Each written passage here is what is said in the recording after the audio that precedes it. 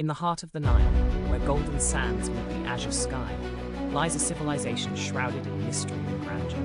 Ancient Egypt, a land of pharaohs and pyramids, whispers tales of power, ambition, and the gods who walked among mortals. Amidst this splendor stands Pharaoh Khufu, a ruler destined to leave an indelible mark on history.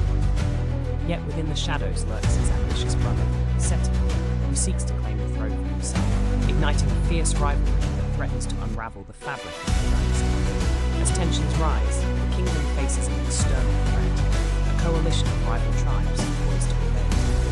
The fate of Egypt hangs in the balance, with loyalty and treachery intertwined. Will Khufu unite his people, or fall victim to Seti's betrayal?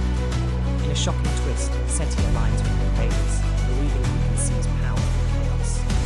But as the battle rages, he discovers the true cost of ambition, loss, suffering, and the destruction of what he once cherished. The lesson of this tale echoes through time. Ambition unchecked can lead to ruin. As Khufu rallies his forces and defeats the invaders, he realizes that true strength lies not in power, but in unity and love for one's people. In the end, Egypt endures, but the scars of betrayal linger.